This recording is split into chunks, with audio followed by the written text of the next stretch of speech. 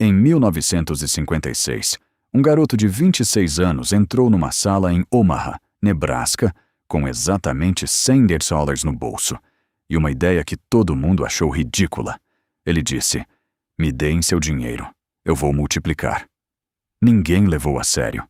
Hoje, aquele garoto se chama Warren Buffett, e seu patrimônio líquido ultrapassa $130 bilhões. A pergunta que ninguém faz é: o que ele sabia sobre a mente humana que os outros ignoravam?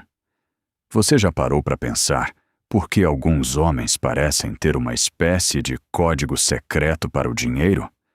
Não estou falando de sorte. Não estou falando de herança.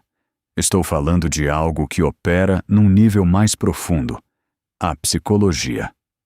Morgan Housel, autor do best-seller The Psychology of Money, escreveu algo que mudou a forma como milhões de pessoas enxergam riqueza. Ele disse: "Fazer dinheiro não tem a ver com inteligência, tem a ver com comportamento." E é exatamente isso que vamos dissecar hoje. Aviso: este conteúdo é exclusivamente educacional e informativo. Neste vídeo, você vai entender os padrões mentais, os hábitos invisíveis e as decisões psicológicas que separam os homens que apenas sonham com riqueza daqueles que realmente a constroem. Dólar por dólar, decisão por decisão. Se você quer entender como funciona a mente por trás de quem transforma $50 mil em $50 milhões, se inscreva no canal. Isso aqui não é motivação barata, é ciência, é história, é realidade. A maioria dos homens quer ficar rica rápido. Os que realmente ficam ricos entendem que velocidade é a inimiga do patrimônio. Warren Buffett começou a investir aos 11 anos. Aos 30, já tinha acumulado $1 milhão, o que, ajustado pela inflação, seria algo em torno de 9,3 milhões hoje. Mas aqui está o dado que vai explodir sua mente. 99% da fortuna de Buffett foi construída depois dos 50 anos. Ele não ficou rico porque era genial. Ele ficou rico porque começou cedo e nunca parou. Morgan Housel explica isso com uma clareza brutal no Psychology of Money. O verdadeiro superpoder de Buffett não é stock picking, é tempo. É a mágica dos juros compostos, operando por mais de 7 décadas. Enquanto traders de Wall Street queimam suas carreiras tentando acertar o timing do mercado financeiro, Buffett simplesmente comprou ações da Berkshire Hathaway, da American Express, da Apple e esperou. Sem pânico, sem drama, sem pressa. A Goldman Sachs publicou um estudo interno mostrando que investidores que mantêm posições por mais de 10 anos têm retornos médios 3,2 vezes superiores aos que giram portfólio a cada trimestre. A paciência não é passividade. É a forma mais sofisticada de agressividade financeira. Daniel Kahneman, prêmio Nobel e autor de Thinking Fast and Slow, demonstrou que o cérebro humano é biologicamente programado para buscar recompensas imediatas. Homens que constroem riqueza real são aqueles que aprendem a ignorar o sistema 1, o pensamento rápido e impulsivo, e operar no sistema 2, o pensamento lento, deliberado, estratégico. É como Sun Tzu escreveu em A Arte da Guerra: o guerreiro supremo vence sem lutar. No Wealth Management, a vitória vem para quem sabe esperar. Em 2002, um homem estava à beira da falência. Sua empresa tinha acabado de queimar $100 milhões em um foguete que explodiu sobre o Oceano Pacífico. Os bancos recusaram crédito. Os investidores deram as costas. Esse homem se chamava Elon Musk. O que ele fez? Colocou seus últimos $35 milhões na Tesla e na SpaceX. Todo mundo chamou de loucura. Mas não era loucura. Era o que Robert Greene descreve em Mastery como a fase de aprendizado intensivo. Greene estudou centenas de mestres ao longo da história e identificou um padrão. Todos eles passaram por um período de dedicação obsessiva, onde o mundo os considerou insanos. Musk dormia no chão da fábrica da Tesla. Trabalhava 120 horas por semana. Não porque era workaholic, mas porque entendia que mastery exige imersão total. Hoje, a Tesla vale mais que todas as montadoras tradicionais combinadas, e Musk controla um patrimônio que flutua acima de 200 bilhões de dólares. Napoleon Hill entrevistou mais de 500 milionários para escrever Think and Grow Rich e descobriu que o traço número 1 entre todos eles não era inteligência, educação ou conexões. Era o que ele chamou de burning desire, um desejo ardente tão intenso que transforma fracasso em combustível. E aqui tem um ponto que quase ninguém discute. Esses homens não diversificam a atenção. Enquanto a pessoa mediana tem 15 projetos simultâneos, o homem que constrói riqueza real tem um foco, um único objetivo que consome sua energia mental. Cal Newport chamou isso de deep work, a capacidade de se concentrar sem distração em tarefas cognitivamente exigentes. A JP Morgan, uma das maiores instituições de private banking do mundo, fez uma pesquisa com seus clientes de ultra high net worth, indivíduos com patrimônio acima de 30 milhões de dólares, e descobriu que 73% deles atribuem sua riqueza a uma única habilidade ou negócio, não a múltiplas fontes de renda. Se você está aprendendo algo novo com esse conteúdo, já deixa o like. Isso ajuda o algoritmo a mostrar esse tipo de vídeo para mais pessoas que precisam ouvir isso. Agora, vem a parte que vai incomodar muita gente.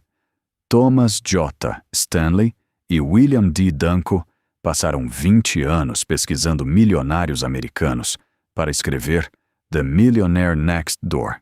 O que eles descobriram destruiu o mito do milionário ostentador. A maioria dos milionários reais nos Estados Unidos dirige carros usados, mora em casas modestas e compra roupas em liquidação. O milionário médio americano, aquele com patrimônio líquido acima de $1 milhão, gasta menos de $300 por ano em roupas. Não usa Rolex, não dirige Ferrari, não carrega um American Express Centurion no bolso. Ele investe a diferença. E aqui está a armadilha psicológica. Robert Cialdini, em Influence, The Psychology of Persuasion, explica o conceito de prova social. Nós imitamos o comportamento de quem admiramos. O problema é que admiramos o cara que aparece de Patek Philippe e Tesla Model S Plaid no Instagram, sem saber que ele pode estar afundado em dívidas de cartão de crédito premium. A verdadeira riqueza é invisível. É o portfólio diversificado na Vanguard e na BlackRock. É a conta de previdência privada crescendo em silêncio. É a renda passiva que pinga todo mês sem fazer barulho. Jeff Bezos, mesmo quando já era o homem mais rico do planeta, dirigia um Honda Accord. Não por avareza, por princípio. Ele entendia o que George S. Clason escreveu em The Richest Man in Babylon. Uma parte de tudo que você ganha é sua para guardar. Bezos internalizou isso no nível celular. A frugalidade estratégica não é sobre se privar.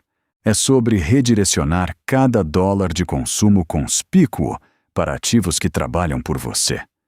É sobre entender que gastar $50 mil em um relógio é escolher prestígio temporário em vez de liberdade permanente. Os homens que realmente sabem ganhar dinheiro escolhem liberdade. Sempre.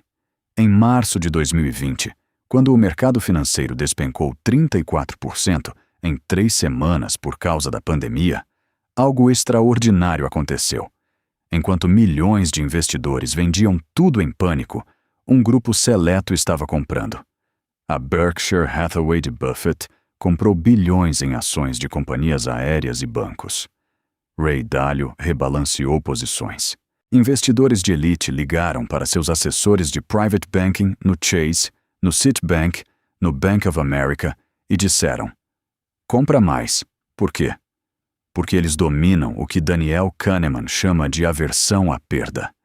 a tendência humana de sentir a dor de perder $1.000 com intensidade 2 vezes maior do que o prazer de ganhar $1.000.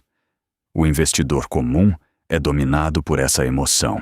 O investidor que constrói riqueza aprendeu a manipular essa emoção a seu favor.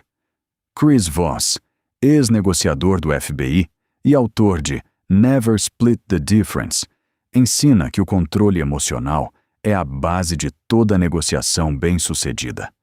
E o que é investir, senão uma negociação constante entre você e o mercado, entre você e seu medo, entre você e sua ganância?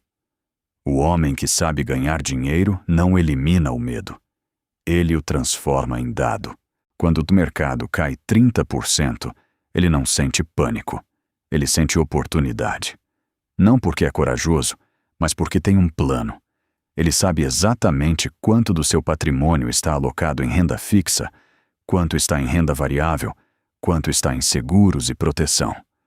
A Morgan Stanley publicou um relatório mostrando que investidores com plano financeiro escrito, planejamento financeiro formal, têm performance 2,5 vezes superior ao longo de 20 anos comparados com investidores sem plano. O papel não elimina a emoção, mas dá a ela um trilho para seguir. Malcolm Gladwell dedicou um livro inteiro, Outliers, para provar que ninguém fica rico sozinho. A riqueza é um fenômeno de rede. Buffett não seria Buffett sem Charlie Munger. Bezos não construiria a Amazon sem os primeiros investidores anjo que acreditaram nele. Musk não teria a Tesla sem J.B. Straubel e os engenheiros que trabalharam sem salário por meses. Napoleon Hill chamou isso de mastermind, o princípio de que 2 ou mais mentes trabalhando em harmonia criam uma terceira força, intangível, poderosa. Os homens que sabem ganhar dinheiro constroem redes de capital social com a mesma disciplina com que constroem portfólios financeiros. James Clear, em Atomic Habits, vai além. Ele demonstra que você é a média das 5 pessoas com quem mais convive. Se seus 5 amigos mais próximos têm mentalidade de escassez, seu cérebro vai operar em modo de escassez. Se eles pensam em investimentos, em asset management, em construção de patrimônio, seu cérebro começa a operar nessa frequência. Aqui está a verdade incômoda. Trocar seu círculo social pode ser o investimento mais rentável que você vai fazer na vida. Mais do que qualquer cartão de crédito premium, mais do que qualquer conta digital em fintech, mais do que qualquer curso online. Se esse conteúdo está fazendo sentido para você, comenta aqui embaixo qual foi o insight mais forte até agora. Eu leio todos os comentários e respondo o máximo que consigo. Jeff Bezos conta uma história que revela tudo sobre sua psicologia financeira. Quando ele era jovem, perguntou ao avô: "Por que você não para de fumar?" O avô olhou para ele e disse: "Jeff, um dia você vai entender que é mais difícil ser gentil do que inteligente." Bezos aplicou essa filosofia à Amazon. Ele escolheu construir valor de longo prazo em vez de lucro de curto prazo, e foi ridicularizado por Wall Street durante 20 anos consecutivos. A Amazon não deu lucro por 2 décadas inteiras. Investidores chamaram de pirâmide. Analistas da Goldman Sachs recomendaram venda. Mas Bezos tinha algo que eles não tinham: visão temporal expandida. Robert Greene, em The 48 Laws of Power, descreve a lei número 29. Planeje até o final. Os homens que constroem impérios financeiros pensam em décadas, não em trimestres. Eles sacrificam o conforto de hoje pelo poder de amanhã. Eles entendem que cada decisão financeira é um voto no tipo de futuro que estão construindo.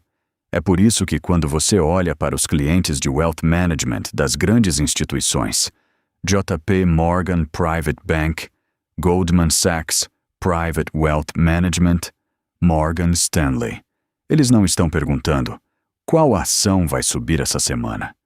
Eles estão perguntando: como meu patrimônio estará daqui a 30 anos?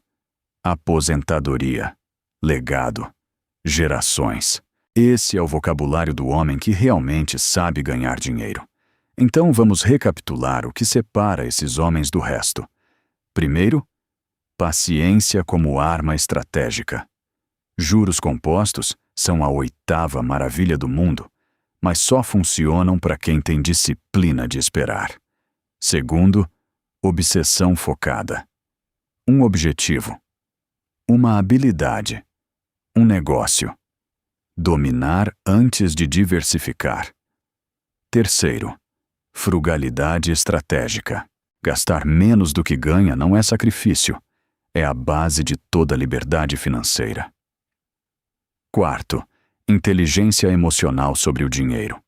Controlar o medo e a ganância é mais importante que qualquer análise técnica. Quinto, capital social. Você não fica rico sozinho.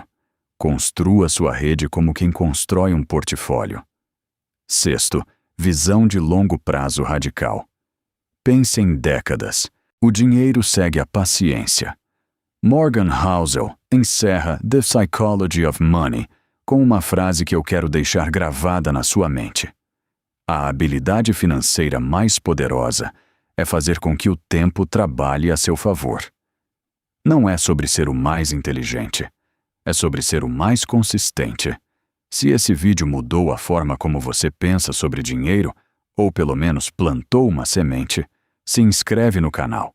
Toda semana eu trago conteúdo que mistura psicologia, finanças e estratégia de um jeito que você não vai encontrar